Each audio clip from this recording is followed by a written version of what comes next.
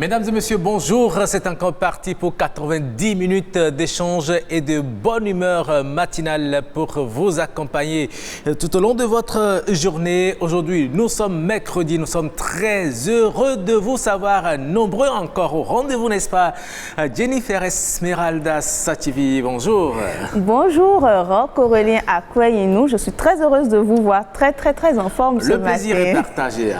Alors, vous l'avez dit, 90 minutes, bonne humeur, échange. Et vous le savez, on est mercredi. Oui. On parle de sujets de faits de société, on parle de sujets de couple, Roch, Aurélien Akoué-Inou. Oui, on parle de sujets de couple et c'est un sujet dans lequel vous allez certainement vous retrouver. Vous savez, il y a certains hommes qui n'aiment pas s'afficher en public avec leurs épouses pour des raisons qu'ils expliquent ou qu'ils n'expliquent peut-être pas, que la femme ne comprend peut-être pas. Il y a également certaines femmes qui n'aiment pas s'afficher en public avec leur conjoint. Doit-on se rendre partout avec son conjoint? On se pose aussi la question, mesdames et messieurs, et c'est de ce sujet que nous allons débattre dans quelques minutes sur ce plateau. Exactement, Roch, les avis sont partagés, les téléspectateurs l'imaginent déjà, les avis sont partagés. Mais est-ce que nous pouvons aller partout avec nos conjoints, nos conjointes? On aura la réponse, Roch, dans quelques instants. Oui, mais déjà, Jennifer, j'ai bien envie de vous poser la question avant le débat. Bon, est-ce que vous, oui, Roch, est-ce qu'on peut aller partout, mais partout avec son conjoint? Bon, on garde la réponse. On garde la réponse. Nos invités, ils sont déjà dans ce studio. Ils vont nous apporter nous allons faire le débat. Dans quelles conditions il ne faut pas aller partout avec son conjoint? Est-ce qu'on protéger le conjoint lui-même ou la conjointe elle-même? Ah bon? Oui. Ah bon, d'accord. Nous sommes mercredi et vous le savez, aujourd'hui, nous allons recevoir un artiste. C'est une surprise pour vous, un artiste que vous aimez certainement, que vous aurez le plaisir de découvrir sur ce plateau. Il viendra nous faire un a cappella et nous parlera de son actualité également. Absolument. Ah oui, voilà. Et avant tout ceci, mesdames et messieurs, nous allons vous installer avec les merveilles du Bénin. Nous vous emmenons directement à Ouidah pour vous faire découvrir quelques sites touristiques de cette belle cité de notre pays.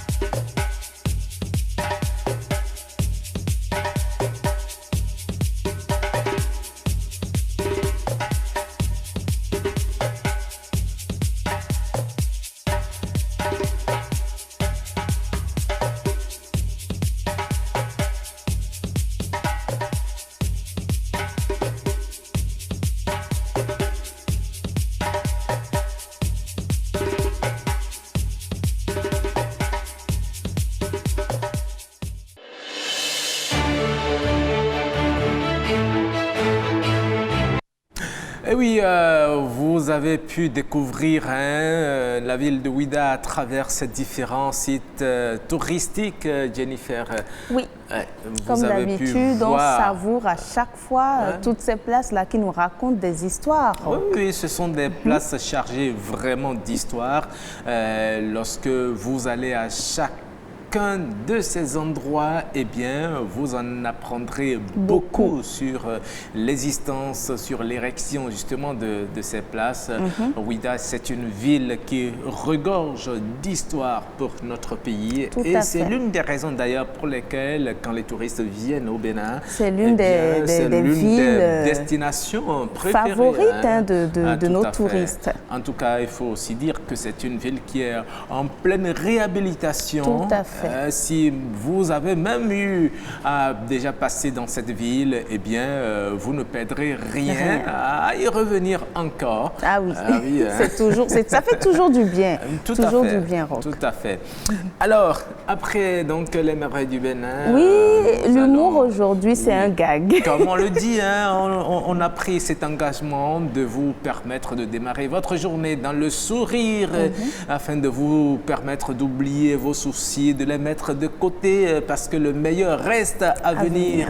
Et c'est justement dans cette optique que nous allons vous permettre de rire un peu ce matin. Hein? Ou bien Jennifer, ça Exactement. Voilà. Donc nous allons voir ce que nous proposent nos humoristes ce matin.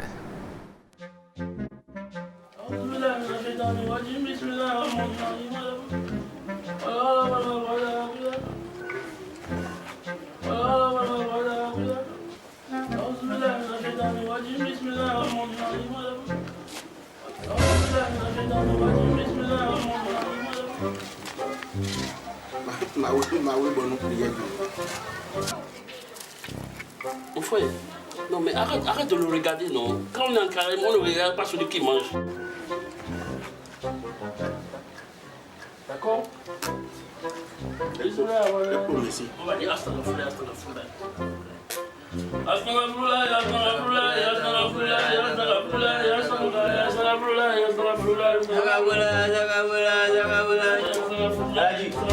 Oui.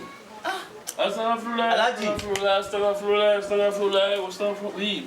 Carême là, c'est long comme ça. Mais non, on ne fait pas ça. Arrête de me regarder comme ça, mon frère. Quand on est en carême, on ne fait pas ce que tu peux faire là. Hein? C'est haram. Lui, c'est kéféri. Je suis fatigué. Mon frère, on ne dit pas ça. Hein? C'est presque fini à 14 h. Ça va finir bientôt. Attends. Bon, on va faire des prières là. Ok. On va se lever faire des prières là. D'accord? Bah, tu as tout so ko so sabo ko kre. To bola e to do ado. Ado to je no do e. Allahu Akbar. Ano ko be o ha. Allahu Akbar. Allahu Akbar. Allahu Akbar. Allahu Akbar. Allahu Akbar. Sami Allahu liman hamidah. Allahu Akbar. Allahu Akbar. Allahu Akbar. Allahu Akbar.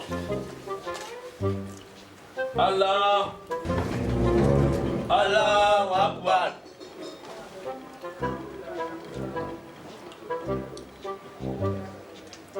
Allahu Akbar. Mon frère, tu as quoi, mon frère? Mais mon frère, tu ne peux pas nous aider? Si c'était une fois musulman, il allait m'aider, mais tu ne peux pas nous aider, tu ne vois pas qu'il est tombé? Depuis que tu es là, est-ce que je peux parler?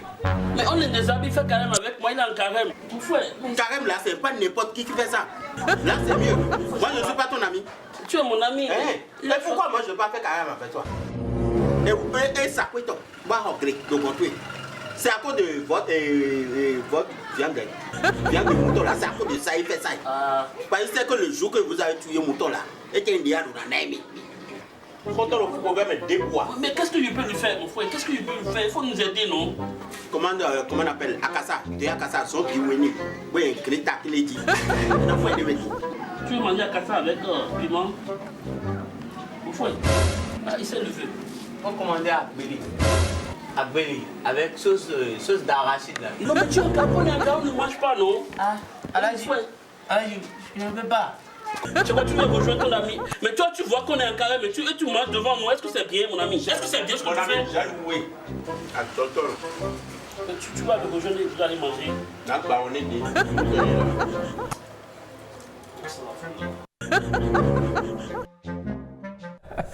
Et voilà, tout ça, c'est de l'humour. Hein? Absolument. Ah oui, mais je ne suis pas d'accord avec le provocateur. Bon, il a dit qu'il a loué, il s'est justifié, il a expliqué, il a loué, il mange où il veut. Non, mais ce n'est pas quand même au moment où les autres sont en carême et veulent commencer à prier que vous venez vous asseoir à quelques mètres d'eux. Vous voyez tout ce qu'il a allié là. Voilà, Non. malheureusement, il faut être solide pour faire le carême. Lui-même, il l'a dit. L'autre cherchait plutôt la viande de mouton. Il devrait être solidaire. C'est justement ce que l'autre a fait. Il faut soutenir les frères quand ils sont en carême. Mais il n'a pas pu résister à la nourriture, hein, Roch, donc. Mais franchement, lui, à Foutoton, il est dangereux. Je vous dis, je ne l'aime pas du tout pour ce qu'il a fait. Hein. En tout cas, tout ça, c'est de l'humour, c'est pour rire. Hein. Le carême, c'est bientôt fini. Et puis eux aussi, j'espère que quand ils vont tuer leur mouton et qu'ils seront en train de manger, hein, il ne va pas passer par là. Hein. Chacun son tour chez le coiffeur. Ça serait une belle revanche, en tout cas. J'ai bien envie de voir quelle va être... On espère qu'il y aura une suite. Merci, donc c'est comme ça. Hein. J'espère que vous avez pu rire un peu ce matin. Et oui, nous allons rester dans cette gaieté pour retrouver un artiste que vous avez peut-être perdu des écrans de télévision, un artiste que vous avez aimé pendant des années. Hein. À une certaine époque, sa chanson était fredonnée par tout le monde, même les petits-enfants. Vous vous posez la question de qui s'agit-il finalement? C'est une surprise. C'est une surprise, n'est-ce pas? Allez, nous allons voir le clip du jour.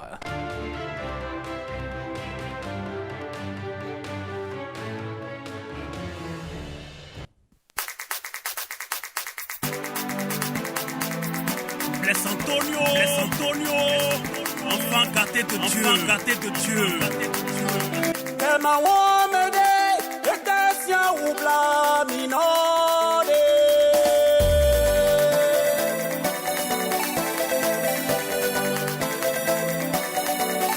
Ema womede, etesia pia minode. Beko pele finale wosi. Finale yo. Oje ba finale kowa. Finale wa. Beko pele finale yo.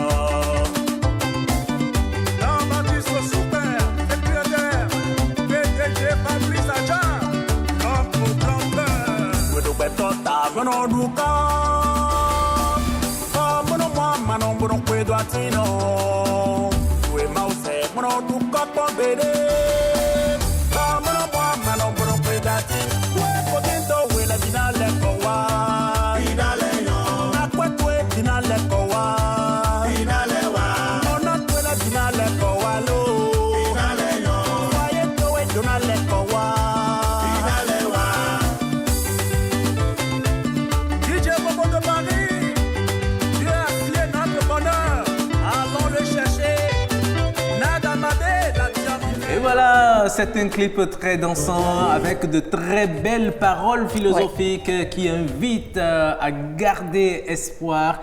Vous l'avez reconnu, c'est Bless Antonio. Oui, dans son tout nouveau clip, vous aurez Bema Omede en traduction littérale, ça veut dire la vie n'a oublié personne. Voilà ce que ça veut dire. En tout cas, Blaise Antonio, il est déjà dans ce studio. Vous aurez le plaisir de le voir et de l'écouter vers la fin de cette émission. Il va rester avec nous jusqu'à terminer cette émission. Mais avant cela, mesdames et messieurs, et Jennifer Sativi, c'est le moment du débat. Du débat. Et nos invités ils sont déjà autour de cette table. Vous allez les découvrir également tout à l'heure, mais juste après cette virgule.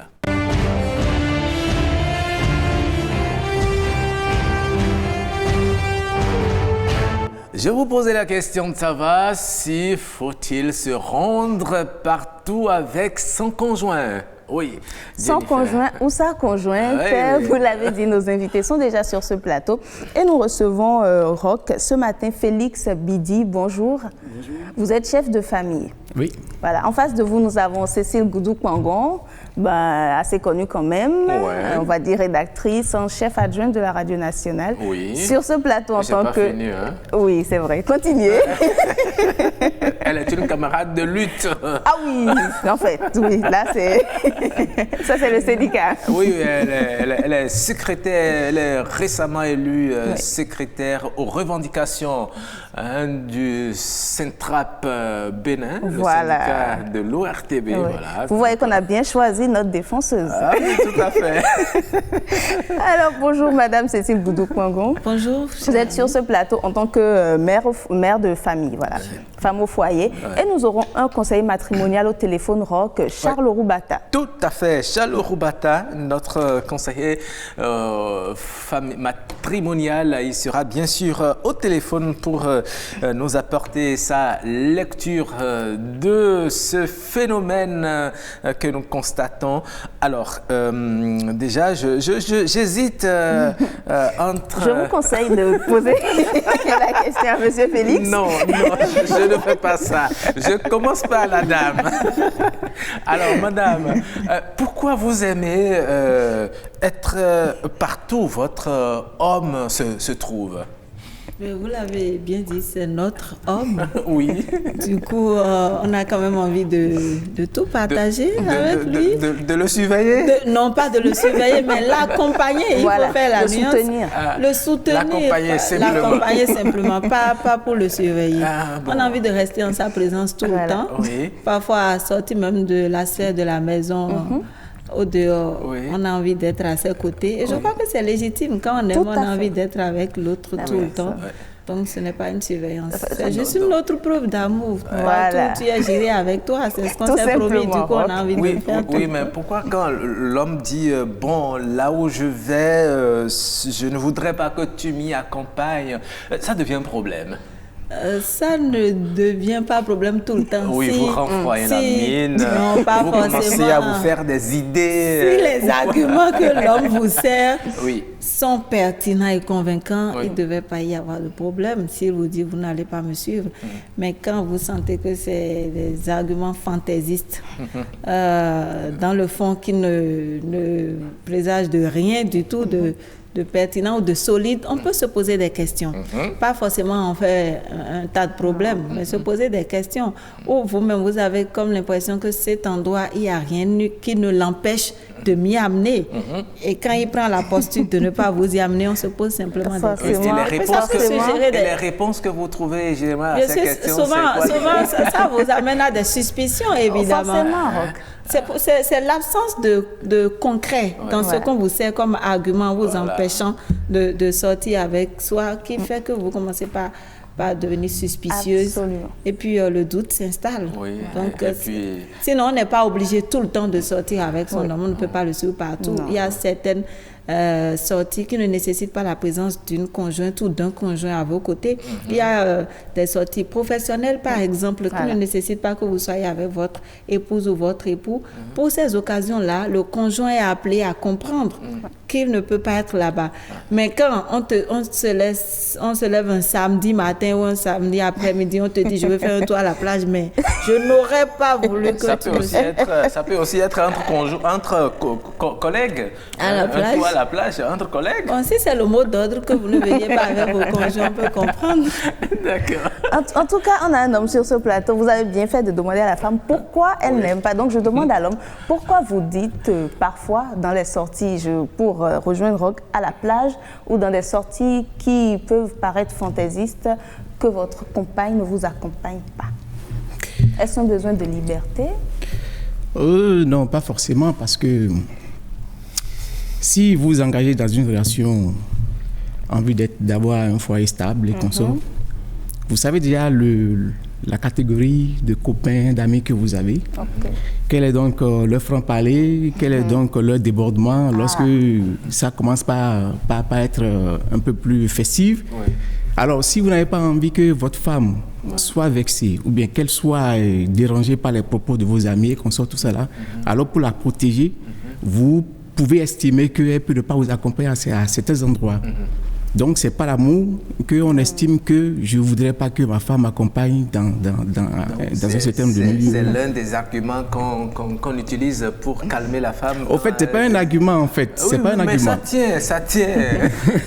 C'est vous qui connaissez vos amis, vous savez comment ils réagissent. Oui. Donc, mais la femme, quand vous avancez cet argument, elle peut vous dire, écoute, quand on va constater qu'il y aura de ces choses-là, eh bien, je t'aide à te retirer de ce milieu-là. Oui, mais... Et comme ça, pour une fois, c'est bon. Oui. Pour une fois, c'est bon. Et quand ça se passe comme ça, elle est censée comprendre que, bon, dans ce genre de milieu, ce n'est pas bon pour elle, n'est-ce pas, d'y aller. Elle comprend et puis elle ne vous suit pas. Maintenant, si vous la laissez aller dans ces milieux et la laisser être écorchée par ce genre de choses, bon, du coup, je pense que ça va ternir l'ambiance entre vous à la maison. Peut-être que si elle avait insisté et qu'elle va subir cela la prochaine fois, elle saura que, bon, quand vous allez lui dire ça, elle ne vous suivra plus. mais on se dit, c'est dans les deux cas, Roch, n'est-ce pas, Madame Goudouk-Mangon? Il y a des femmes qui se rendent à des sorties professionnelles où il vaudrait mieux que le compagnon ne soit pas, n'est-ce pas? Pas forcément pour cacher des choses, mais juste pour préserver l'équilibre. Je me trompe? Non, pas du tout. Et ce n'est pas que des sorties professionnelles. Voilà. Il y a également des sorties entre amis où vous n'avez pas envie que votre homme vous accompagne parce qu'il pourrait être mal à l'aise. Entre filles, quand on sort... ce n'est pas forcément le milieu idéal pour que l'homme se sente à l'aise avec les choses qu'on se raconte entre dames et tout. Et si les autres aussi, peut-être, ne veulent pas venir avec leur conjoint, il ne faut pas que vous soyez peut-être la seule à amener votre homme dans ce milieu-là. Il ne sera pas à l'aise. Non, et je rejoins... C'est peut-être pour le protéger que les autres ne viennent pas vous le choper. Non, pas forcément. Pas forcément. Si on prend un exemple d'un groupe de 6 ou 7 dames qui sortent ensemble, entre elles, et puis une seule vient, débarque avec son conjoint, imaginez. Clairement, avec qui l'homme, là, va pouvoir discuter, échanger. On connaît les sujets qui passionnent les femmes, on connaît les sujets qui passionnent les hommes. Ils risquent de se retrouver déconnectés à un moment donné. Donc, au-delà des sorties professionnelles, il y a de ces sorties festives aussi, où à des moments donnés, il faut laisser le conjoint à la maison. C'est dans les deux cas. L'essentiel est de s'expliquer et de convaincre l'autre pour lui montrer l'importance du fait que cette fois-ci, il ne serait pas à l'aise là où vous allez. Mais est-ce que vous êtes d'accord avec moi qu'il y a certaines explications que l'on ne peut pas donner? Il y a certains hommes qui ont honte de s'afficher publiquement avec leurs épouses et même certaines femmes de s'afficher publiquement avec leurs époux parce qu'ils ou elles ne trouvent pas vraiment élégant ou élégante, représentative ou représentatif leur conjoint dans ce milieu-là. Est-ce que ce n'est pas l'une des raisons? Si c'est l'une des raisons, évidemment. Mais dans le cas où c'est cette raison qui fait que le conjoint ne veut pas sortir avec l'autre, c'est déplorable. Parce que choisir de rester avec quelqu'un, c'est accepter la personne et tout ce qu'elle est. Et même si, entre-temps, parfois, on l'observe dans certains couples où vous commencez à un point A, où les choses n'étaient pas si heureuses que telles qu'elles sont actuellement. Vous aviez déjà choisi votre conjoint dans ce contexte-là, dans ces conditions-là, en tant peut-être que l'un de vous a évolué sur le plan professionnel, bien sur d'autres plans, ça a changé pratiquement de catégorie sociale, mais l'autre est demeuré tel, mais vous l'avez aimé, vous êtes resté avec lui. Il faut assumer ses choix. Le conjoint, on le choisit et il faut l'assumer. Les cas dans lesquels où c'est ça, ce qui est surtout à déplorer, vous pouvez ne pas le dire à votre conjoint, pour ne pas le blesser. Vous pouvez ne pas le dire, parce qu'il faut accepter certaines réalités. Si je prends l'exemple d'un couple où peut-être madame n'a pas été à l'école, ou comme je l'ai décrit tout à l'heure, vous étiez dans un certain contexte, vous l'avez rencontré, et puis vous êtes resté avec elle, qui peut-être n'a pas un bon niveau de français, vous êtes déjà... vous êtes cadre peut-être, vous avez des relations professionnelles ou sociales d'un certain niveau où vous sentez que dans ce milieu-là, mon épouse ne pourra même pas échanger avec les épouses des autres, même si tout le monde venait avec ses conjoints. Vous risquez de la ridiculiser, de l'humilier si vous l'amenez dans ce milieu. Mais sortir cet argument à votre conjointe aussi pourrait la blesser. Il faut trouver un autre moyen. Il faut trouver un moyen pour l'épargner, mais pour ne pas lui dire là où je vais, tu n'atteins pas ce niveau-là, ce ne sont pas les gens de ta classe qui sont là-bas. Mais est-ce qu'il ne faut pas dire la vérité pour qu'elle comprenne? Toutes les vérités ne sont pas bonnes à dire. Ça frustre aussi. Ça peut blesser. Peut-être dans ces cas, ça dépend déjà de comment vous construisez votre couple. Quand vous commencez par faire votre cheminement et vous sentez que l'un d'entre vous a commencé par prendre son envol, il faut aider l'autre à suivre le mouvement. Aider l'autre à suivre le mouvement, c'est quoi? Quand je prends l'exemple que je viens d'évoquer tout à l'heure, quand je commence par évoluer dans mon milieu professionnel, j'ai commencé par gravir les échelons, je change de milieu de fréquentation. Pourquoi ne pas, pour mon épouse qui n'a pas été à l'école, peut-être qui ne sait pas s'exprimer en français, lui prendre un répétiteur, va commencer par s'exprimer en français, lui apprendre certains réflexes pour pouvoir l'adapter au nouveau monde dans lequel je suis en train de rentrer. Il ne faut pas que je la laisse et que moi je franchisse certaines étapes et qu'elle soit laissée en rade. Donc quand si elle suit le mouvement avec vous, vous n'aurez plus beaucoup de difficultés à aller dans certains milieux avec votre conjoint. Mais il faut éviter de dire à son conjoint là où je vais, tu ne pourras même pas traiter avec des gens qui... Ce n'est pas ta catégorie. Si tu vois même les dames qui vont venir là-bas, ce n'est pas la peine. Il ne faut pas sortir ce genre d'argument. Il faut mentir. Non, pas mentir. Il faut protéger. Non, parfois le mensonge est utile. Dans ces conditions. Est-ce que ce n'est pas peut-être une fuite de responsabilité en disant... De la part de l'homme? De l'homme, par exemple. Est-ce que c'est toujours facile à assumer ce genre de cas-là? Ce n'est pas facile à assumer. Parce que le conjoint peut se sentir dénigré. Alors, lorsque vous vous êtes rencontrés, aucun des conjoints n'est parfait. On entre dans le mariage, chaos, mais on en sort OK. Alors, la femme que tu as épousée ou bien le mari que tu as épousé, ça revient de la responsabilité de l'un ou de l'autre de modeler, n'est-ce pas, et comment on appelle son conjoint. Tout à fait. Alors, si je connais ma femme ou bien mon mari, et je connais ses capacités, même si elle n'a pas été à l'école, je n'aurai pas honte d'aller à certains endroits avec lui. Même si la personne est incapable de parler le français, quand même son intelligence lui permet quand même de s'adapter au milieu, parce qu'on n'est pas forcément obligé. Oui, mais vous savez, il y en a qui sont frustrés. Déjà, même le regard des autres femmes dites intellectuelles qui parlent français entre elles, ces regards font déjà que, bon, elles-mêmes, elles ne se sentent plus à l'aise dans ce milieu. En fait, c'est des complexes. Que nous développons au sein de nous-mêmes parce qu'on se sent inférieur à l'autre parce que tel a une capacité que je n'ai pas. Mais nous sommes tous apparemment égaux dans la société. Seulement parce que d'autres, n'est-ce pas, développent certains talents au détriment d'autres personnes. Mais quand on analyse bien, nous sommes tous égaux et lorsque nous allons à des endroits donnés, nous pouvons mieux nous adapter à des situations. Mais cela ne nous amène pas forcément à nous mettre au devant de l'écran, forcément, non. Donc, je ne peux pas avoir honte, n'est-ce pas, de mon conjoint pour dire tu ne peux pas aller là-bas parce que tu n'es pas la hauteur de l'événement, tu ne pourras pas discuter avec les gens, bien. Non. Il faut s'adapter à chaque situation selon ses moyens et selon la considération, n'est-ce pas, que l'on donne à son conjoint. Mais est-ce que tous les hommes ou toutes les femmes qui se sentent inférieures ont cette capacité-là de comprendre qu'il n'y a pas de complexe à avoir, surtout Justement, dans le cas des hommes? C'est là où je rejoins madame pour dire que le conjoint doit entraîner l'autre jusqu'à un certain nombre de niveaux. Parce que c'est lui qui est habitué à aller à un certain nombre d'endroits et il sait comment ça se passe. Donc, s'il sait que je dois aller à tel endroit et que c'est tel événement qui doit se produire, il sait comment entraîner sa femme pour qu'elle soit quand même à un niveau pour ne pas se sentir, comme on appelle, complexée, et qu'elle sache que dans la vie, et comme on appelle, tous les doigts ne sont pas égaux, mais nous sommes tous complémentaires. Tout à fait. Pour pouvoir, n'est-ce pas, vivre au mieux dans la société. Et vous savez, parfois, ce sont d'autres femmes qui le disent. Hein. On dit, vous êtes un grand cadre et puis vous êtes avec excusez le terme, une villageoise qui ne peut même pas tenir un discours en français. Malheureusement, et comme ça, l'homme, il est lui-même vexé.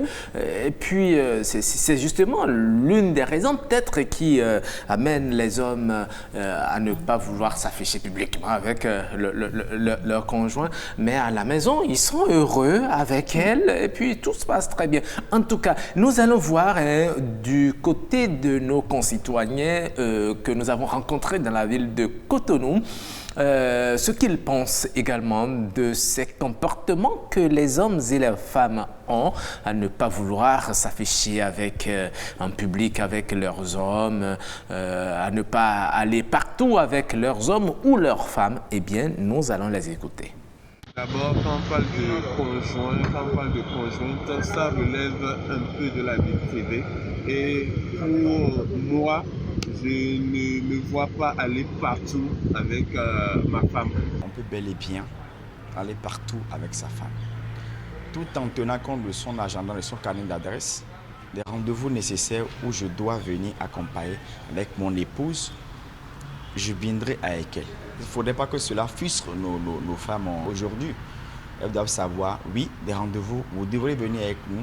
Il y a des rendez-vous aussi que l'homme est obligé d'aller seul. Pareil, la femme aussi, il y a des trucs aussi qu'elle doit gérer seule aussi. Mais moi, je trouve que c'est une affaire psychologique. Cela dépendra de chacun de nous, de comment la personne s'organise et organise réellement sa vie de couple. Je dirais oui, parce que c'est ma femme. Ou bien, c'est ma petite amie. Alors, je dois sortir avec ma petite amie pour la mettre à l'aise et pour qu'elle ne soit pas éloignée de certaines réalités de la vie courante. Donc, je dois sortir avec ma femme, aller à la cérémonie de mariage, aller visiter ou bien aller rendre visite à mes amis ou en tout cas ne pas que sortir. Mais dans le cadre professionnel, non. Si ma femme est ma partenaire d'affaires et on doit défendre un projet avec des bailleurs, bien sûr qu'elle ira avec moi. Maintenant, il faut savoir aussi protéger sa femme parce que quand on rentre dans des milieux, il y a des vautours. Peu importe qu'elle soit mariée ou pas, ils développent des vices. Mais ça n'empêche pas, quand le couple est uni, quand le couple est solide, vous pouvez aller partout. Je pense que ça ne va rien influencer. Je suis un homme, je suppose que par rapport aux affaires, d'accord, dans le domaine des affaires par exemple, je ne peux pas me mettre au dos mon épouse, comme quoi, bon voilà, non, on ne peut pas tout comprendre, il y a des trucs pour lesquels voilà, il faut aller sur le terrain sans. Moi par exemple, ma conjointe n'a pas un sac au dos pour me suivre un peu partout, ni une silhouette. Il y a des lieux où il ne faut jamais oser, il ne faut jamais faire ce genre de choses parce que tu l'amènes en boîte et voilà, et puis tu vas au boulot, tu ne reviens pas. Elle viendra te chercher là-bas pour voir si par exemple, tu n'es pas caché quelque part là-bas. Donc voilà, c'est des choses qu'il faut éviter. Il ne faut pas réveiller le chat qui dort. Il ne faut pas réveiller le chat qui dort. Vous avez entendu, alors, Cécile, vous avez entendu beaucoup de propos. Hein? Qu'est-ce que vous en pensez? Je constate que les avis resteront toujours partagés sur la question. Mais c'est le dernier intervenant qui m'a fait sourire. Faire sortir sa conjointe ou son conjoint, ce n'est pas réveiller le chat qui dort. Et ce n'est pas se le mettre à dos pour qu'il vienne vous suivre. Mais vous savez, il a raison quelque part. Lorsque vous avez l'habitude de l'amener quelque part et qu'un jour vous n'êtes pas à la maison, elle aura le réflexe de se demander, mais est-ce qu'il n'est pas allé là-bas avec quelqu'un d'autre? Ce n'est pas une raison pour lui cacher les endroits que vous fréquentez. J'ai entendu quelqu'un dire, je ne peux pas amener ma femme en boîte de nuit, mais Je pense que c'est tout le contraire qui est conseillé. Si si vous partagez des moments de difficulté ensemble, si vous partagez les moments de tristesse, si vous partagez ensemble les moments de distraction et de joie, sortir avec votre épouse, aller danser avec votre épouse, aller en boîte de nuit avec votre épouse, mais ça vous rapproche davantage. Vous partagez certaines choses hors maison, au-delà de la routine quotidienne de la maison, ça permet de resserrer les liens. Mais si monsieur refuse d'aller en boîte de nuit avec son épouse, demandez-lui avec qui il va en boîte de nuit. Et ça, c'est une autre paire de manches. Et une épouse qui se sent tout le temps délaissée à la maison, monsieur sort le samedi soir, va en boîte, va à des fêtes, se distrait et laisse madame à la maison. Il faut qu'il soit conscient qu'à la première occasion qu'elle va trouver aussi, que quelqu'un va lui montrer qu'on est capable de te faire plaisir. Elle pourrait se laisser tenter. Il faut le faire pleinement. Il faut combler son conjoint pleinement sur tous les plans. Ce n'est pas forcément dans les tâches quotidiennes que la conjointe doit être présente. Mais il y a un autre intervenant qui parlait de partenaires d'affaires. Si vous travaillez ensemble, il n'y a rien à faire, les rendez-vous professionnels, vous y allez ensemble. Il y a des entreprises familiales que vous montez ensemble, vous êtes partenaires, vous bossez ensemble. Mais si ce n'est pas le cas, même si vous évoluez dans 2 milieux différents, 2 milieux professionnels différents, trouvez toujours cette sphère commune-là pour partager ces moments-là ensemble. Mais il a dit, je crois, un intervenant a dit qu'il a même utilisé le terme vautour. Des gens, quand vous amenez votre épouse dans un milieu, ils ne veulent pas savoir si elle est mariée ou pas. Elle est belle et puis c'est le péché que vous auriez commis. Convenez avec moi que même s'il y a des vautours dans ce milieu, que vous laissez votre épouse à la maison, vous-même vous y allez seul, il y a d'autres femmes vautours là-bas aussi. Tout dépend de comment vous vous comportez dans votre couple. Si vous faites confiance à votre épouse, amenez-la partout. Et soyez fiers d'avoir une épouse qui est belle. Sortez-la pour que vos amis voient que vous avez une épouse belle. Pourquoi vous voulez cacher votre épouse parce que vous savez qu'elle est belle?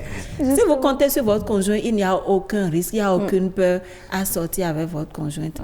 Devant les vautours en griffe, tel qu'il le dit, elle saura comment se comporter. Donc ce n'est pas une raison pour cacher son conjoint. Mais c'est certainement l'une des raisons qui pousse les hommes à cacher leur conjointe, je vais dire. Monsieur Bidi, vous avez également suivi la Vox Pop, donc qu'est-ce que vous en pensez?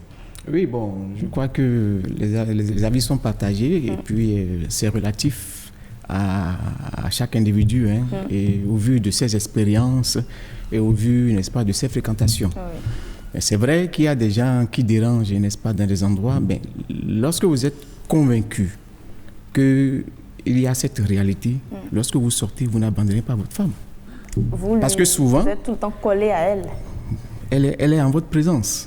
Parce que sciemment, les gens peuvent vous faire éloigner d'elle. C'est une technique que les hommes utilisent. Oui, absolument. On va prendre le pot ensemble, on va discuter entre hommes. Pendant ce temps, votre femme sera en train, n'est-ce pas, de errer quelque part. Et puis bon, c'est parti. Et le vautour vient et puis là, il attaque. Donc c'est très important lorsqu'on soit ensemble.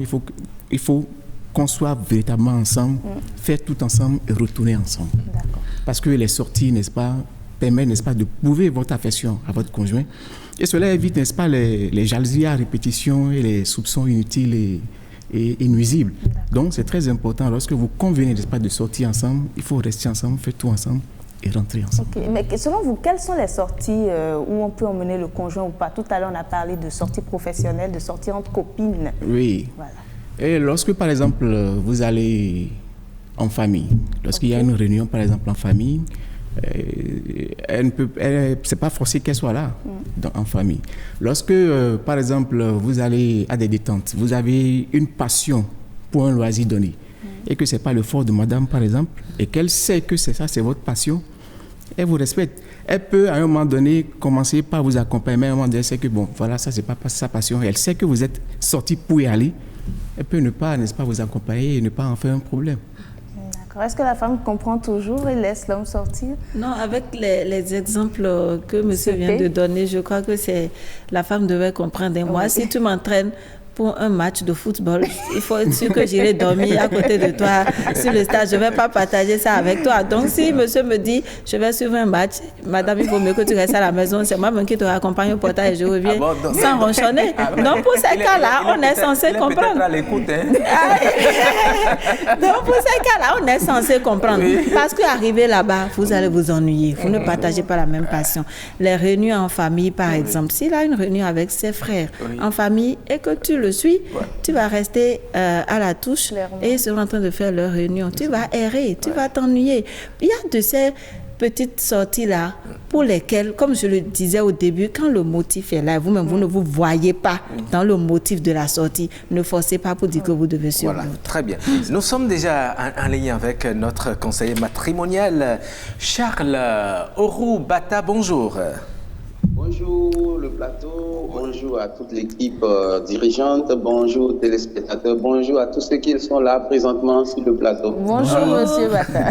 Et voilà, ils vous ont répondu, vous avez entendu. Nous parlons aujourd'hui d'un sujet assez intéressant. Faut-il aller partout avec son conjoint ou sa conjointe? Alors monsieur Charles Orou-Bata, on a constaté que certains hommes et même certaines femmes n'aiment pas aller partout avec leur conjoint ou leur conjointe. Est-ce qu'il peut y avoir des raisons objectives de se comporter ainsi? Bon, est-ce qu'il faut aller partout avec son conjoint ou sa conjointe? Ça dépend. Il faut voir le problème sous deux angles. Sous l'angle de l'objectif qu'on vise dans cette sortie et sous l'angle de la personne que l'on a en face de soi. D'accord. Alors, si c'est d'abord par rapport à l'objectif, il faut voir, est-ce que celui-là qui vous accompagne, votre conjoint, est-ce qu'il a vraiment une nécessité qu'il soit là avec vous ou pas? Vous voyez? Est-ce que sa présence-là va vous aider à gagner? Est-ce que ça va vous aider à être beaucoup plus en sécurité? Elle va aider à apporter une plus-value à votre couple et ou autre. Tout ça, il faut voir. Donc, c'est pas aller pour aller, mais il faut voir la nécessité, l'importance, l'urgence de l'amener ou pas. C'est comme, par exemple, quand vous prenez votre enfant, malgré tout l'amour que vous avez pour votre enfant, vous ne pouvez pas l'amener partout. Parfois, on regarde, est-ce que là où je vais, là, est-ce que sa présence lui fera du bien à lui-même d'abord, ou bien ça pourra l'exposer à quelque chose. Donc, fort de ça, on choisit de l'amener ou pas. Ça, c'est pour ce qui concerne l'objectif de là où on va. Est-ce que c'est vraiment nécessaire de l'amener ou pas? D'accord. Maintenant, le second volet, c'est voir la personne que l'on a. Si, par exemple, il s'agit d'une femme entre griffes à caractère, ou bien un homme à caractère difficile de part et d'autre, si tu l'amènes là-bas, est-ce que c'est bien pour lui? Vous voyez, parce que tu peux l'amener là-bas et ça va devenir objet de problème à votre retour. Tu peux l'amener là-bas et sa présence là-bas va saper votre environnement. Tu peux l'amener là-bas et tu vas regretter l'instant même où tu as eu l'idée d'accepter qu'il t'accompagne ou l'instant où tu as eu l'idée de le solliciter à t'accompagner dans cet endroit-là. Donc c'est sous ces deux angles-là, il faut d'abord voir le problème. Maintenant, est-ce que c'est peut-être une question d'amour? Non, si je sors avec lui, c'est une façon de lui montrer que je l'aime ou pas. Les sorties romantiques, ça c'est des sorties à part qui n'ont rien à voir avec des sorties peut-être d'affaires, des sorties peut-être pour aller s'offrir certains plaisirs. Vous savez, parfois même on a envie de s'éclater tout seul quand bien même on est en couple. Oui. Ouais, dans ces conditions, si tu dois l'amener à... Bon, il faut voir s'il va vraiment coopérer à ton bonheur ou bien s'il va dire, bon voilà, tu es venu, tu es en train de gaspiller de l'argent alors que cet argent, on aurait pu l'utiliser à autre chose. Bien peut-être il y a des défis dans lesquels on aurait pu investir cet argent. Vous voyez? Donc, tu l'amènes peut-être pour lui faire plaisir, mais tu regrettes l'instant où tu l'as amené lui faire plaisir. Voilà, ou bien peut-être, bon, tu l'amènes rencontrer des amis et puis il te dit, ah voilà, donc c'est ces gens de gens que tu rencontres. Voilà pourquoi tu te comportes ainsi à la maison. Donc, dans ces conditions, on se dit, bon, est-ce que ça valait vraiment la peine? Donc, c'est une façon de dire, c'est pas vraiment utile. Alors, c'est bon, mais ce n'est pas utile. D'accord, c'est bon, mais ce n'est pas utile. Mais lorsque vous faites toutes ces analyses et que vous rendez compte que, bon, ce n'est pas utile pour vous d'aller à cet endroit-là avec votre conjoint ou votre conjointe, comment le lui dire? Est-ce qu'il faut trouver un mensonge utile à lui servir ou bien faut-il lui dire la vérité comme ça, sachant très bien que ça peut être blessant? Bon, c'est toutes ces choses, il fallait réfléchir au préalable avant de l'informer de la tenue de la sortie ou pas. C'est pas parce qu'on n'a pas dit, on n'a pas apporté une information à quelqu'un que ça veut dire qu'on lui a nécessairement menti. Mais c'est vouloir contourner l'information alors qu'il est au parfum de ça. Si je n'ai pas envie de te dire que je vais à tel endroit, je ne te dis rien. Je dis que je sors, tu vas où? Ben écoute, je dois aller faire des courses. C'est des courses. Même si c'est une fête, c'est une course. Oui. Voyez-vous, donc tu ne dis pas, parce que c'est pas bien pour lui, c'est pas bien pour toi aussi. Vous voyez? Parce que avoir tout ce qu'il faut gérer après cette sortie-là, il vaut mieux être sage. Parce que la relation à deux, c'est une relation de sagesse à renouveler au jour le jour. Voilà pourquoi personne n'est expert dans ça du premier jour jusqu'à la fin des jours. Il y a toujours une erreur qu'on fait quelque part qui nous font regretter une décision qu'on avait prise au départ. Maintenant, au cas où la personne sait que là où vous devez aller, je suppose par exemple, vous êtes invité à un mariage et c'est le mariage de votre ex.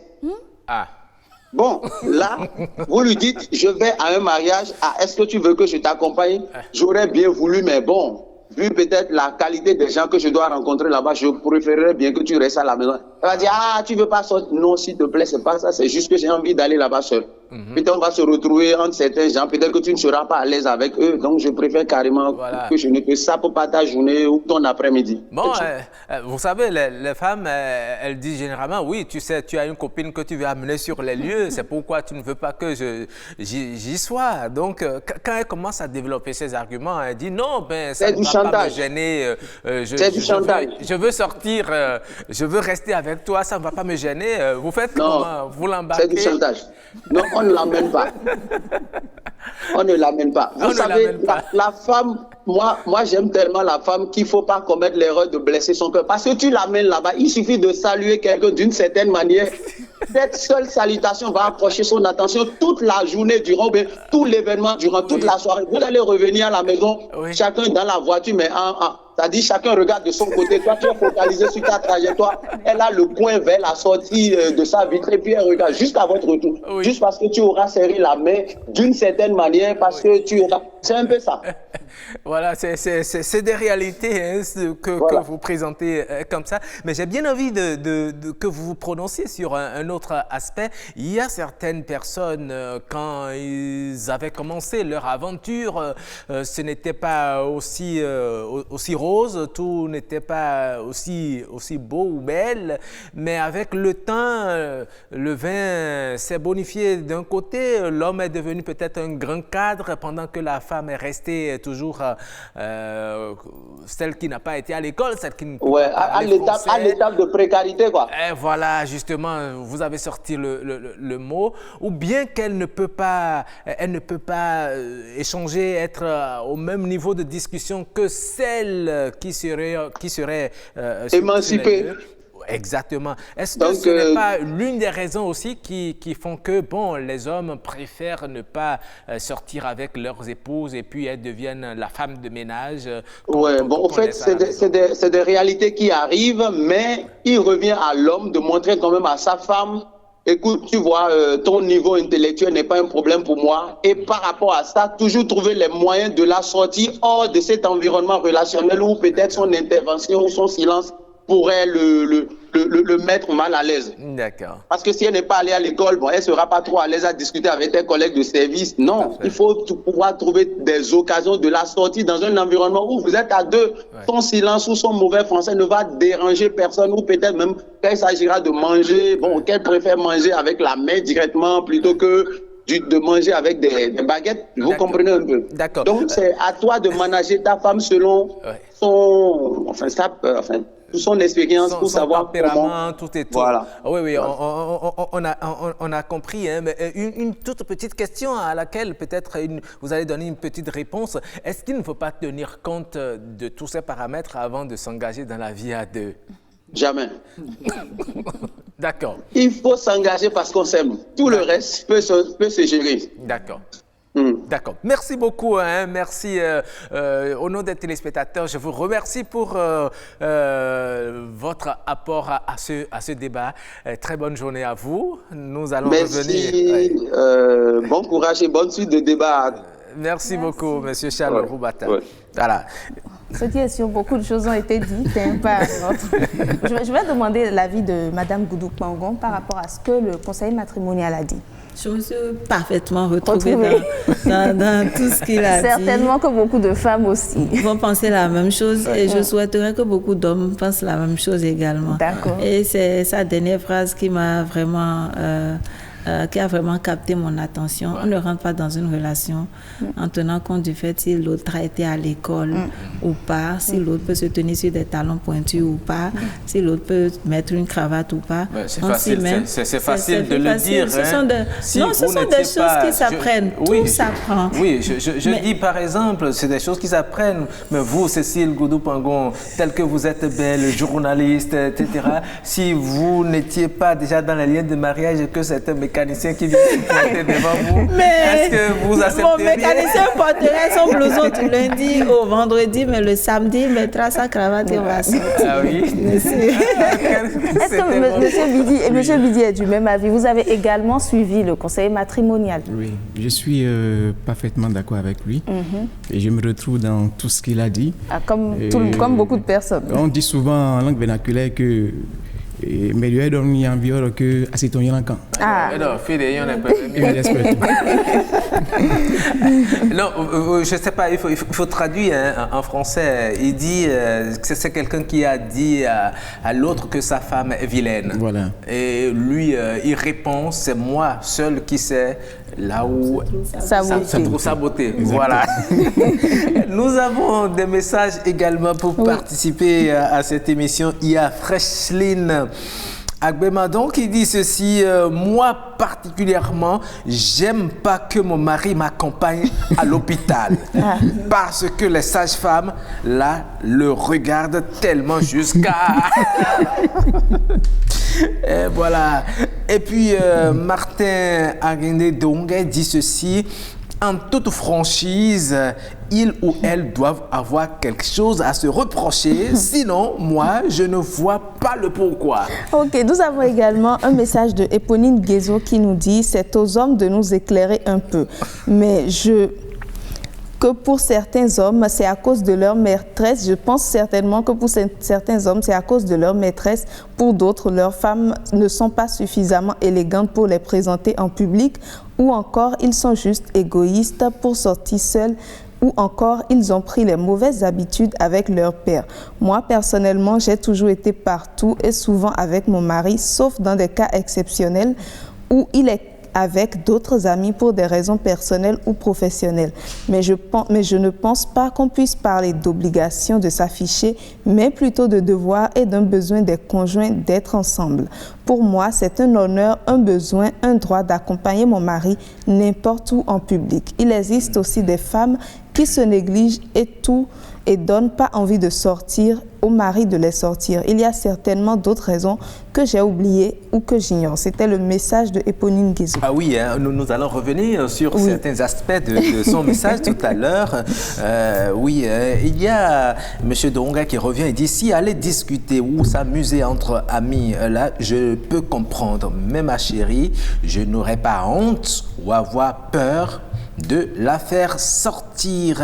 Et Jacques Dossiovo qui dit, surtout quand tu avais l'habitude de dire que tu n'es plus avec la maman de tes enfants. Un aspect très important aussi. Si entre-temps, et l'autre dit, si entre-temps, lors de nos sorties ensemble, il ou elle déconne, là, je vais prendre mes mesures, mais pas tout le temps pour le refus. Voilà, des messages pour contribuer. Je reviens sur le message de Mme Éponine Guézo qui dit qu'il existe aussi des femmes qui se négligent en tout et ne donnent pas envie au mari de les sortir. Et ça me fait plaisir que ce soit une femme qui soulève cet aspect-là. Ce n'est pas encourageant. quand vous êtes en face d'un homme qui se met bien, élégant et tout, mais que vous vous négligez, comprenez qu'à certaines occasions, il n'a pas envie de vous sortir.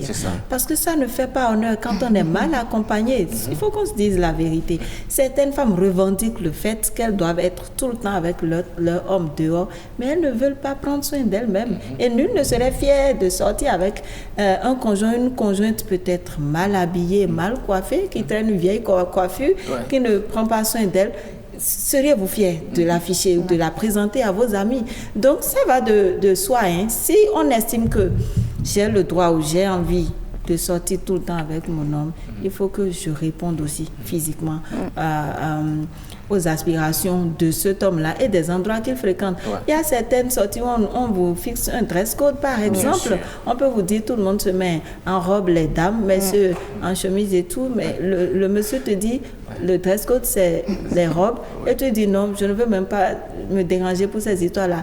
La première jupe que j'ai attrapée là, c'est ça que j'ai mis et puis on doit y aller. Donc faut pas contrarier l'autre qui a quand même envie de vous sortir. Vous fait plaisir. Voilà. Je veux bien avoir la réponse de monsieur Bidi sur ce problème-là. Est-ce que c'est toujours dérangeant? Est-ce qu'on peut attraper la première jupe et il n'y a pas de problème? Parce que l'amour y est. Pas du tout, pas du tout. Parce qu'on dit l'habit fait le moine. L'habit ne fait pas le moine, mais on ne le reconnaît pas par son habillement. Donc je crois que il faut se faire plaisir à son âme. Lorsqu'on a envie de sortir, il faut se mettre dans tout ce qu'on a de beau. Parce que c'est soi-même qui l'a acheté. Alors on l'a acheté pourquoi? On l'a acheté, n'est-ce pas, pour se rendre beau, belle et consort. Donc, à la première occasion, il ne faut pas rater le coach. Il faut sortir bien, il faut être beau. Mais le problème va même au-delà. On parle des sorties, c'est parce que nous tendons déjà vers la fin de ce débat que j'évoque cette ouverture. On parle de sorties, mais il y a certains hommes qui n'aiment pas faire venir à la maison leurs amis à cause du comportement de la femme. Bien sûr. La femme qui ne prend pas soin d'elle. Est-ce que vous ne voyez pas que c'est aussi l'une des raisons qui font que, absolument. L'homme il ne se sent pas à l'aise et ça peut réveiller certains chats qui dorment. Imaginez que vous rentrez avec des amis et que vous voyez au salon des casseroles, des enfants qui traînent un peu partout, la femme même qui est, le soutien accroché quelque part, bien qu'elle a mis, n'est-ce pas, elle a noué son pain à la poitrine, c'est pas encore mis au propre consort. Dès que vous rentrez, vous recevez un choc. C'est tout à fait normal, vous recevez un choc. Ou bien peut-être qu'elle vient à peine, n'est-ce pas, de se lever, elle est assise au salon, les cheveux... voilà. Donc ça ne peut pas faire plaisir. Et même il y en a même, lorsque elle vous accompagne, elle saute avec vous, il suffit d'un petit verre de trop, et puis c'est fini. Ah oui, ça c'est vrai. Il faut savoir se contrôler dans ce cas. Elle peut dire tout, elle rit comme elle veut. Dis donc. Elle va dans tous les sens. Elle peut prendre tel objet et le jeter par ici.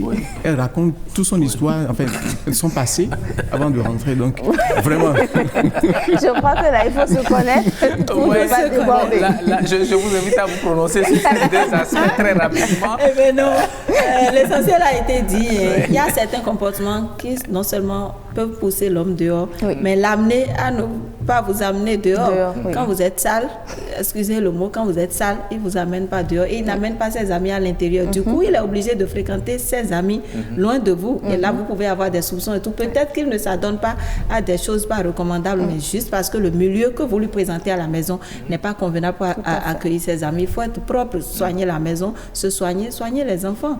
Il y a de ces visites surprises où des amis peuvent débarquer et tomber sur certaines scènes, peut-être pour lesquelles vous auriez pu avoir le temps d'arranger. Mais quand c'est votre habitude où tout le temps c'est crasseux et tout, comprenez que l'homme soit tout le temps dehors, là où il va se sentir à l'aise. Et là, il ne vous amène plus avec vous. Et là, vous êtes responsable de cette situation.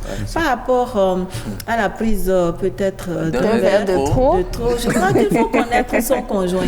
Il faut connaître son conjoint. Si vous avez devant vous un conjoint, une conjointe qui ne supporte pas l'alcool jusqu'à un certain degré, à un certain degré qui commence par se confesser entre griffes. Si vous allez à des sorties où vous sentez que ce sera des sorties arrosées, épargnez-la, laissez-la à la maison. Et c'est dans les deux cas. C'est avec l'homme aussi, épargnez-le et laissez. Il ne sert à rien d'aller se ridiculiser et regretter après. Le pire aurait été fait.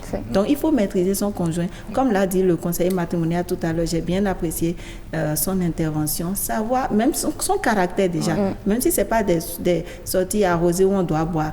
Dans ce milieu, le caractère de ma femme ne lui permettra pas de supporter peut-être les propos, les comportements de certains amis.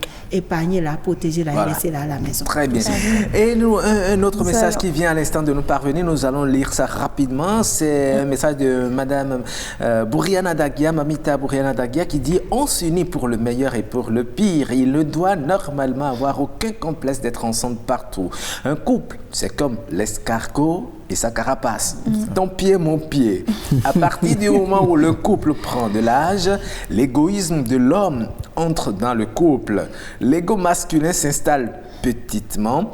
L'homme veut que tous les regards convergent vers lui. Sa femme devient gênante. Soit elle a pris du poids, des rondeurs ou des rides. Voulant en faire une chasse gardée, il ira pavaner tout seul. À la conquête des proies faciles, il va mentir pour trouver des prétextes fallacieux. Réunion entre amis, prendre un pot avec un partenaire, etc. Il est vrai que les hommes comprennent, il est temps que les hommes comprennent que leurs femmes ne sont pas des objets d'ornement et que si l'on se choisit, c'est pour se compléter et vivre ensemble en parfaite harmonie pour la vie. Voilà, c'est un message de Mamita Bouriana Dagia que nous remercions au passage. Et c'est la fin de ce débat. Le temps est parti. Un sincère merci à Cécile Goudou Okpangon qui était sur ce plateau avec de très belles contributions. Merci également à monsieur Félix Bidi. Merci à vous. Merci à vous également. Merci à Charles Orou Bata. Et merci à vous aussi, chers téléspectateurs. L'émission continue, mais nous allons marquer une pause, le temps de raccompagner nos invités. Voilà.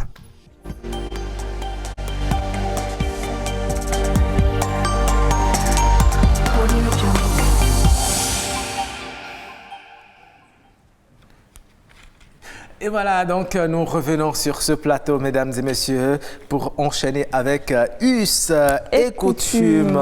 Et Jennifer Sativi, vous nous emmenez où aujourd'hui? Nous sommes chez les Peuls, le bâton des Peuls. Vous savez, c'est quoi le bâton des Peuls? Le Peul, souvent, le bâton qu'ils mettent au cou comme exactement. Ça.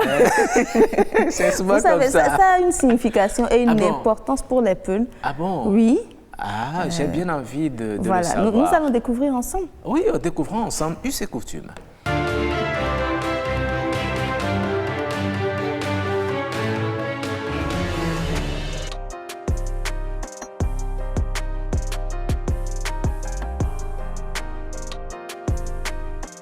Aujourd'hui, vous verrez des Peuls qui ne connaissent pas le bâton, qui n'ont jamais tenu un bâton parce qu'ils n'ont pas été éleveurs. Ils ont été à l'école, peut-être ils sont des fonctionnaires. Ils n'ont pas besoin d'un bâton. Lorsque vous voyez quelqu'un avec son bâton et en plus avec son chapeau, cela va vous prouver que c'est un éleveur. Le bâton a essentiellement deux fonctions au niveau de l'éleveur. La première fonction, c'est la fonction de commandement. C'est le bâton qui donne le commandement. Et la deuxième fonction, c'est la défense. Parlant de la première fonction, qui est le commandement, c'est avec le bâton que l'éleveur commande ses animaux. C'est avec le bâton qu'il les oriente où il faut aller, où il ne faut pas aller. Qu'est-ce qu'il faut faire, qu'est-ce qu'il ne faut pas faire. Et par rapport à la fonction de défense, vous savez, les éleveurs de bovins, ils sont dans la brousse, donc ils peuvent rencontrer des animaux sauvages, des reptiles. Et lorsqu'ils rencontrent ces reptiles, il faut nécessairement avoir un bâton pour se défendre, pour tuer le reptile ou bien pour, en tout cas, chasser l'animal qui veut faire du mal à ces animaux.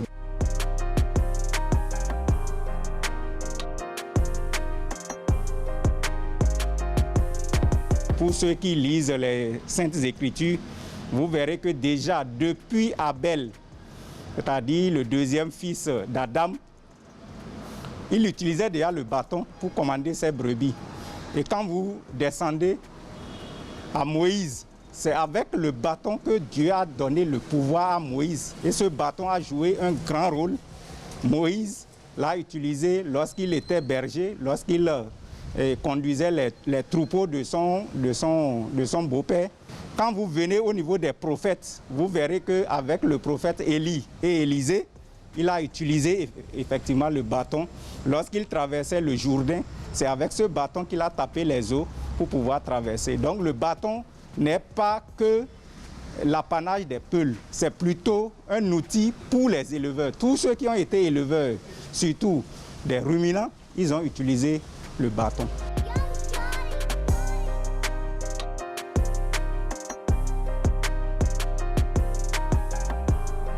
Le bâton ne se choisit pas au hasard. Donc, l'éleveur, déjà, dans sa formation, il sait quel bâton utiliser, quelle plante couper pour en faire un bâton et quelle plante on ne peut pas utiliser. Il y a même dans certaines communautés des plantes qu'on n'utilise jamais pour frapper un animal, c'est-à-dire un bœuf. Quand je prends par exemple le karité, vous ne pouvez pas prendre un bois de karité pour travailler, faire un bâton. Il y a plusieurs exemples. Lorsque vous les utilisez, selon les éleveurs, c'est qu'il y a des conséquences sur les animaux. Lorsque, par exemple, vous frappez avec n'importe quel bâton votre animal, si, par exemple, la vache était en état, elle peut faire un mort-né. Ou bien, si c'est un veau, le lendemain, le veau peut commencer par faire la diarrhée. Donc, il y a de ces principes-là qu'il faut respecter.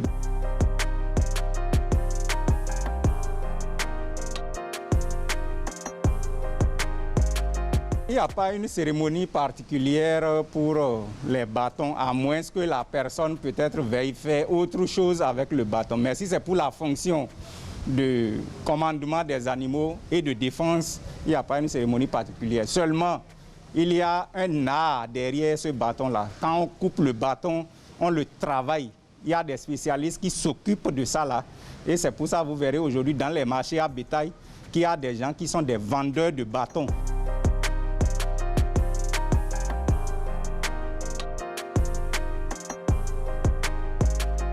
C'est difficile de détacher le bâton du peul ou bien de l'éleveur. Parce que si vous lui arrachez le bâton, c'est comme si on vous arrache votre micro. En tant que journaliste, lorsqu'on vous arrache le micro, qu'est-ce que vous pouvez faire? Vous ne pouvez plus faire votre travail. Donc, c'est la même chose au niveau de l'éleveur.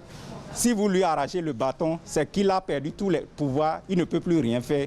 C'est pour cela que vous les verrez, même quand ils viennent en ville, ils ont besoin d'avoir leur bâton, mais il faut les manager pour qu'ils puissent déposer ce bâton. Parce que je disais, le bâton aussi est un outil de défense. Donc s'il y a conflit, ils peuvent l'utiliser pour nuire, pour faire du mal aux autres.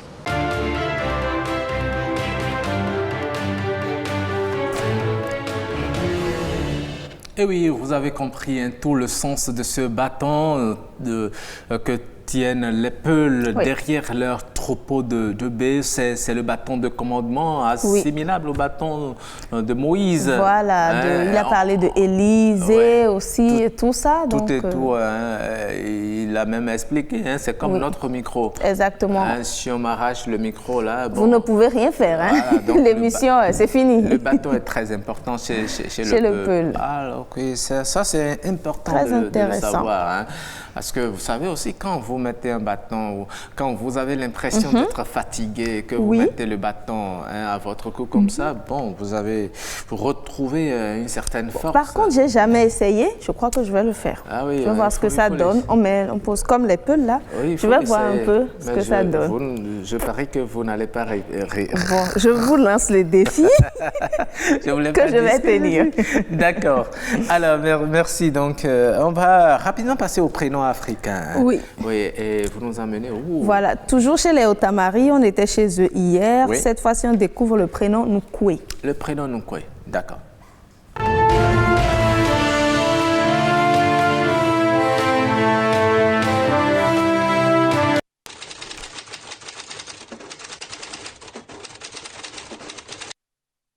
Le prénom Nkwe, par exemple, signifie juste le 5e garçon. Alors, cela n'a vraiment aucune signification, outre que le rang que le garçon porte. Il est vraiment difficile de rentrer dans un village et de dire je veux voir un Nkwe et de le retrouver. Ou de rentrer dans un village et de dire je veux voir un Tcha ou Mpo et le retrouver. Parce que vous avez 10 000 Nkwe, 10 000 Mpo. Puisqu'il y a beaucoup de premiers garçons, il y a beaucoup de deuxièmes garçons, il y a beaucoup de premières filles Nko. Donc vous ne pouvez pas dire Mpo ou bien Nko et les retrouver forcément.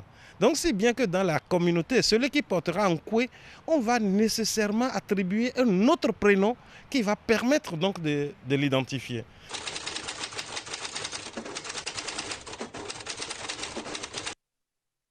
Nous avons de plus en plus beaucoup de personnes qui portent ce nom-là comme nom de famille. Nkwe, comme Mpo, comme Ncha, comme Nata, comme Nda, comme Kwagu. En réalité, ces prénoms-là sont des prénoms d'ordre. Et on ne réfléchit pas pour les donner.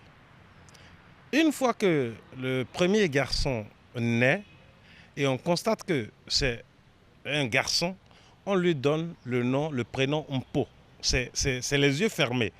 Le second est Ncha. Le troisième est Kwagu. Le quatrième est Nda. Et puis le cinquième est Nkwe. Le sixième est Nata. Ainsi de suite. C'est pareil également chez les filles. Les filles, par exemple, la première est Nko, la deuxième Tena, ainsi de suite.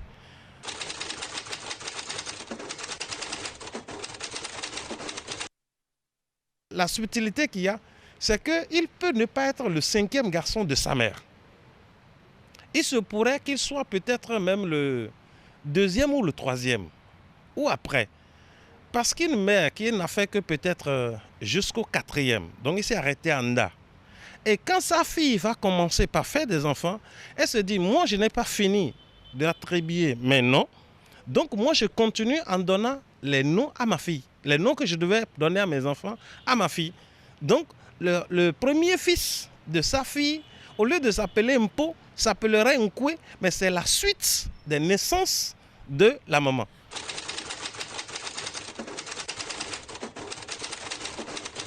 Vous pouvez entendre Nkwe comme Nkwei.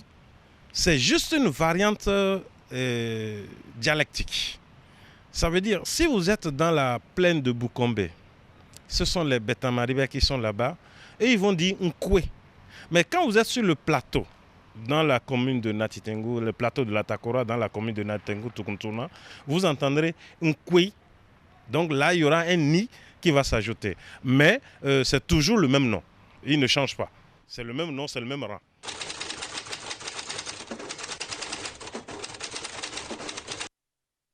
S'il arrive qu'il soit le dernier enfant de la famille, lui aussi il est détenteur du pouvoir.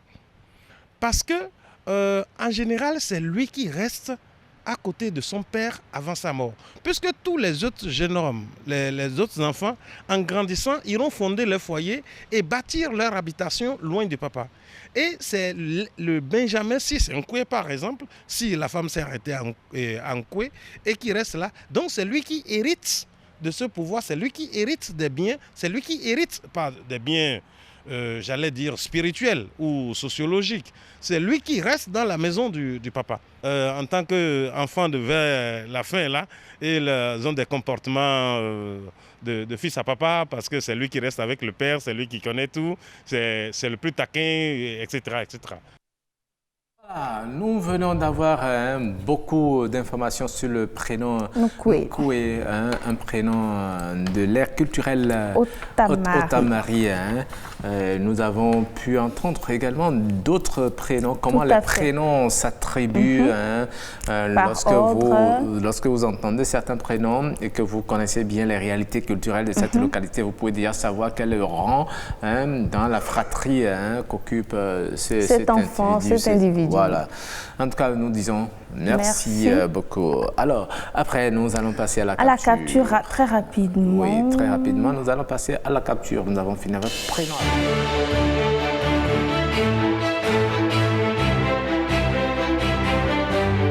La capture, Jennifer. Oui, la capture, c'est une image que la réalisation va nous aider à avoir. Voilà, je ne sais pas si vous arrivez à lire. En tout cas, c'est un homme. C'est un prêtre Fa ou bien qui? Ce qui est sûr, c'est un marabout. Un marabout, Donc oui. l'homme est là, il dit, le marabout lui révèle, hein, ton père veut te tuer pour prendre ta femme. Hein? Et voilà. Non, il faut lire son français. Il dit ta père. Ta père, oui. Veut te tuer Ce n'est pas ton père. Prendre ton femme. Voilà, exactement. Ta père veut te tuer pour prendre ton femme. Et l'autre qui lui répond, faut arrêter tes blagues de mauvais goût là. Mon papa est mort quand j'avais 2 mois. Laisse-le où il est. En plus, je ne suis même pas mariée. Méfie-toi. Et voilà. Voilà. C'est ça, c'est ce qui se passe. Et comment, je me demande de quoi aurait-il l'air. Il va dire, vous savez, il va trouver une réponse. Ce faux marabout. Il va trouver une explication. C'est comme la fois dernière, quelqu'un me dit qu'il avait des problèmes et qu'un ami lui a demandé d'aller voir un prêtre phare. Il est parti, il a fait ses consultations et lui dit bon, que franchement, ce qui se passe là, il faut qu'elle fasse un sacrifice, qu'elle doit aller déposer comment dit-on, là où on a enterré sa grand-maman, au sommet de sa tête, là où on l'a enterré, il faut qu'elle aille déposer l'offrande à ce niveau-là. Alors que sa grand-mère est encore vivante. C'est terrible. Vous voyez, il y a tellement... Il y a beaucoup de faux. Il y en a qui sont bons. Oui. Et qui connaissent leur métier, mais il y en a de faux, qui saquent complètement la vie des gens, qui les met complètement à zéro. Et puis, c'est pour l'escroquer. Tout à fait. L'escroquer, c'est devenu un commerce, une façon de primer sur les intérêts. Beaucoup de choses En tout cas, il y a Dieu. Voilà. Il faut se remettre à Dieu tout simplement et puis le tour est joué. Voilà. Donc, après la capture, qu'est-ce qu'il faut faire? Oui, notre invité, voilà, l'instant fatidique. Nous avons beaucoup de questions à poser. Nous avons beaucoup de choses à comprendre. Nous avons déjà permis aux téléspectateurs de savoir qui nous recevons. Il est resté depuis le début de cette émission jusqu'à maintenant. Il va venir dans quelques minutes sur ce plateau. Oui, je vous laisse annoncer l'extrait. Oui, l'extrait, non. Mais voici, avec la complicité technique de notre réalisateur Timothée Ronton, comment nous recevons Blaise Antonio sur ce plateau. C'est par un clip qui va vous faire réveiller des souvenirs certainement. Absolument.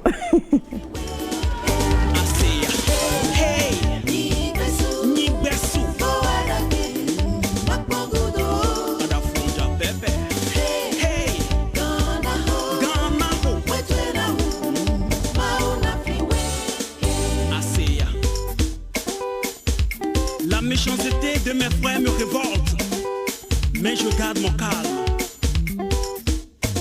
Si chacun pouvait savoir ce que chacun disait de chacun à chacun, personne ne dirait bonjour à chacun, n'est-ce pas? Le monde est rempli de chacun méchant. Calmez sur les méchants et venez danser. Yéba, sur la piste, sur la piste. Yéba. Les jumeaux sont les mêmes jours, du même père, même mère. Oui. L'un pauvre, l'autre très riche. C'est le destin, l'homme ne peut rien changer. Que ta jalousie ne te pousse pas à tuer, ni chercher à détruire. Accroche-toi à ton destin, c'est ton sort, si tu es riche ou pauvre. Et voilà, c'est de cette belle manière que Blaise Antonio signale sa présence sur ce plateau. Bonjour Blaise Antonio. Bonjour chers amis. C'est un véritable plaisir de vous retrouver en pleine forme comme ça. Ouais. Ça fait un bail, les téléspectateurs vous ont perdu de vue. Complètement. Les fans, franchement, vous les avez marqués par ce clip que nous voulons. Et bien d'autres, Roch, certainement. Absolument. Qu'est-ce qui s'est passé? Blaise Antonio était allé où? Bon, de petits voyages, tout d'abord pour la promotion de ce que nous faisons. On nous a tellement vus au Bénin. Donc, il faut aller vers d'autres contrées pour montrer ce que nous savons faire. Et c'est ce que nous avons fait pendant les 4 ans passés. Et bon, Burkina, Niger, voyez, Côte d'Ivoire, Togo, donc on n'en peut pas là. Le Nigeria, le grand Nigeria. Donc, on a fait tout ça et puis on revient avec un nouveau bébé. Pendant tout ce temps, on sortait des singles parce que c'est l'avènement des singles maintenant. Les gens ne sortent plus des albums parce que je pense que c'est de la paresse quand même. Il faut sortir des albums. Mais c'est de l'investissement aussi. Oui. Bon, là est une industrie. Donc il faut quand même, c'est ce que nous avons le plus cher et c'est notre métier et c'est ce que nous vendons. Donc il faut investir. Voilà, donc c'est pourquoi les artistes sont tout le temps en quête de sponsors parce que le peu que nous avons ne suffit jamais d'arriver au niveau que nous voulons. D'accord. Donc est-ce qu'on peut comprendre que c'est un problème de sponsor qui a fait que vous vous êtes un peu calmé? Non. Non, pas du tout. Non. Et lorsque la cadence change, les pas de danse aussi doivent changer. Et les choses, il faut admettre que les choses ont changé. Et les gens ont envie d'écouter autre chose. Donc, quand ils écoutent, c'est comme à la maison, vous mangez la pâte matin, midi, soir, à un moment donné, ça vous décourage et ça vous dégoûte. Donc, nous avons reculé un peu, écouté d'autres choses, apporter une nouvelle touche. Oui, à notre musique, à ce que nous faisons. Donc, je n'aime pas aller avec précipitation dans ce que je fais.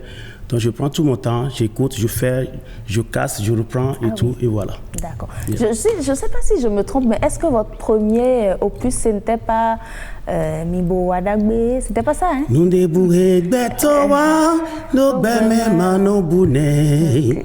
Nous débourrés betowa, nos bêmes kounodo. Et si on y dagbe, kabiyanya. Anamon les tombés, et si on y nyanya, kabidabe, les tondoté, béor blagada chobo, nous soukade nous, béor blagada chobo. Nous soukade, bravo. C'est mon chorus.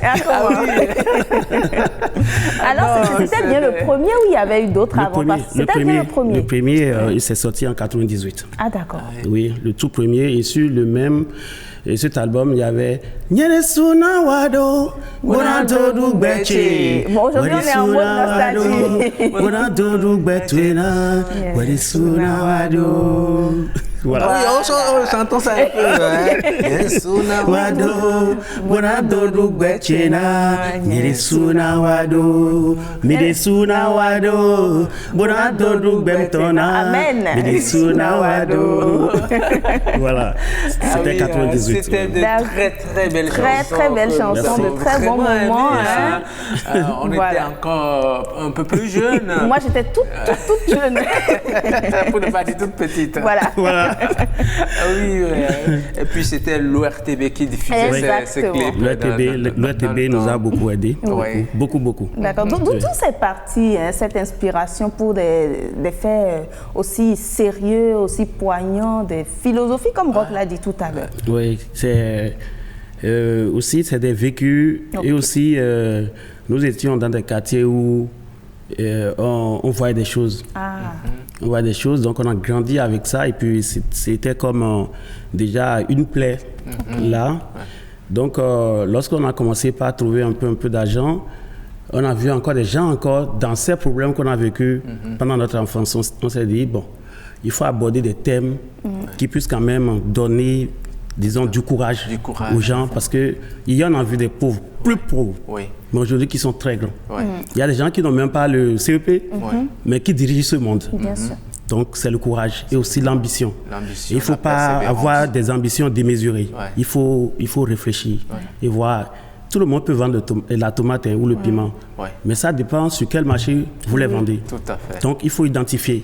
Il faut aller vers ceux-là, les vrais, ceux qui ont vraiment besoin de ces denrées-là, et aller sur ce marché-là et vous imposer.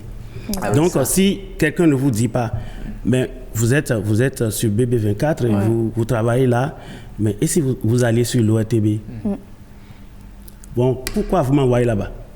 Il faut que quelqu'un me donne quand même l'énergie, quelqu'un mette quelque chose dedans pour qu'il y ait un déclic, pour que je puisse quand même décider d'aller vers l'autre côté. En tout cas, tout compte fait, BB24, c'est la seconde chaîne. Toujours l'ORTV. C'est toujours l'ORTV. C'est une manière de parler. Oui, on a très bien compris. C'est la seconde chaîne nationale. Et puis voilà. En tout cas, Blaise Antonio, on a compris que vous vous inspirez chaque fois de ces événements de la vie. Vous êtes resté dans votre couloir depuis le début jusqu'à quand on écoute vos chansons, on se redonne un certain espoir de revivre. Mais est-ce que vous avez pu gagner de cet art, de ce talent que vous avez? Est-ce que la musique a pu vous rapporter au moins quelque chose? Vous avez pu réaliser avec cela? Bon, lorsqu'on parle de réalisation, et d'abord, ce que ça m'a rapporté, d'abord, c'est le nom. D'abord. Okay. Ah oui, ça c'est vrai. Et je frappe à des portes assez importantes, c'est déjà quelque chose. Là où on peut vous mettre en attente pendant un mois, je peux aller en 1 heure et négocier, avoir ce que je veux. Ça fait 1. Et de 2, ce que nous faisons, c'est un éternel réinvestissement. Lorsqu'on trouve, vous réinvestissez. Voilà. Donc, on ne peut pas dire qu'on n'a rien gagné et que nous chômons, non. Mais c'est ça qui nous nourrit, qui nourrit toute une famille. C'est ça. Et c'est déjà grand, je pense. C'est déjà grand. Le reste viendra. Oui, on continue le boulot. Est-ce que ça répond parfaitement à votre philosophie? Oui, à votre thématique. Vous n'avez pas une ambition démesurée. Le peu vous suffit. Et d'ailleurs, tel que vous êtes venu au plateau, très simple, je m'attendais à voir un Blaise vraiment, mais vous êtes venu tout simple comme quelqu'un qui va au sport. Non, c'est tout Blaise Antonio. C'est déjà la fin de cette émission. Malheureusement. Mais on va se quitter dans la musique. On va chanter un peu. Rapidement aussi, quelle est votre actualité? Très rapidement. Oui, pendant les vacances, il y aura, tel que je l'avais annoncé, un nouveau bébé. Donc, les clips vont démarrer bientôt. Vous avez déjà vu un clip qui est tourné il y a Bema Momede. Donc, il y aura Yek Plenzo. Yek Plenzo, c'est un fêtard vicieux. C'est-à-dire, vous avez abordé des thèmes tout à l'heure. C'est-à-dire, on vous invite à une fête. Vous y allez avec votre copine ou votre femme. Mais il y a des gens qui ne vont jamais à une fête avec leur femme, ils laissent leur femme à la maison.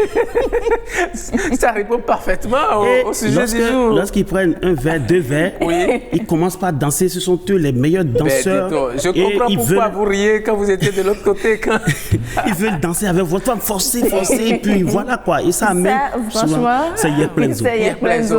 Vous pouvez nous en redonner quelque chose en exclusivité. C'est payoli, ouais, no jolowe, donu masse. Gogo ton bligo, hanaleton, ouais, adjina, donu masse. Anoton son, chachu te vio, ouais, no jolowe, donu masse. Nuki koton, adu pepe, ouais, adjina, donu masse. Ibeche siansi, ouais, mi makwen o, merci, ouais, mi makwen o. Rocky che siansi, ouais, mi makwen o, merci, ouais, mi makwen o. Tonio che siansi, ouais, mi makwen o, merci, ouais, mi makwen o. Oh, c'est super, on est déjà pressé. J'espère que vous allez nous envoyer l'exclusivité ici. Nous allons diffuser ça ici dans notre émission. C'est promis, n'est-ce pas? C'est un partenariat signé. Voilà, super. Alors, Jennifer, on va finir avec... danser. On va danser avec sur cette chanson que Rock aime tant. Le clip là. Et que j'aime aussi. Ah oui, Blaise Antonio dans... Zekere. Zekere, hein? Oui, Timothée Ronton, balance les sons, voilà. Zekere, Zekere, Zekere, Zekere, Zekere, Zekere, Zekere, Zekere.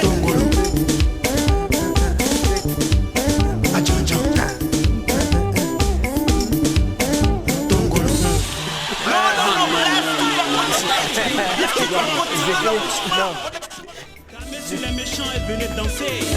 Yéba, sur la piste, sur la piste. Yéba. Les jumeaux sont les mêmes jours du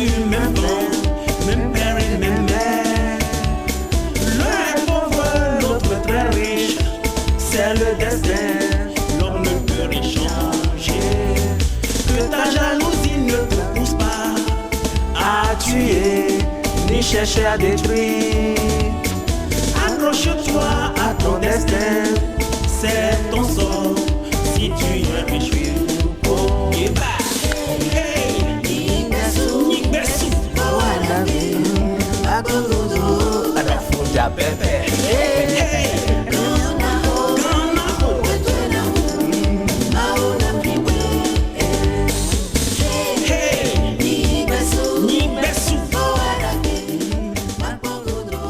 Et voilà, c'est ça, c'est comme ça que nous finissons cette émission en beauté. Nous l'avons démarré en beauté, nous la terminons également en beauté. Nous vous remercions d'avoir été là, d'avoir suivi cette émission de bout en bout. J'espère que vous avez aimé et que vous allez prendre le rendez-vous pour un autre numéro demain également. En tout cas, nous disons merci à Blaise Antonio d'être passé dans cette émission. Vous nous avez fait ressusciter certains souvenirs. Merci et du courage pour la suite également. Merci. Jennifer, nous allons dire merci à tous ceux qui nous ont accompagnés, toute l'équipe technique de l'autre côté. Voilà. Donc, Timothée Ronton. Oui, ils sont nombreux. Voilà, ils sont très nombreux. Terence Bata, et voilà, ils se sont remplacés aussi. Donc, merci beaucoup à tout le monde. Merci aux téléspectateurs aussi. À nos c'est tout le reste. En tout cas, demain, vous serez en compagnie du duo. Oui, le duo Sochoum et Danonde. Voilà, le duo Sochoum et Danonde. C'est Sochoum et Danonde. Donc, mais bon, ils ont décidé de franciser leur nom. Voilà. Ils seront là pour vous tenir en compagnie. En tout cas, nous, on va vous retrouver dans une semaine. Allez, au revoir et à bientôt. Qu'est-ce que nous allons faire?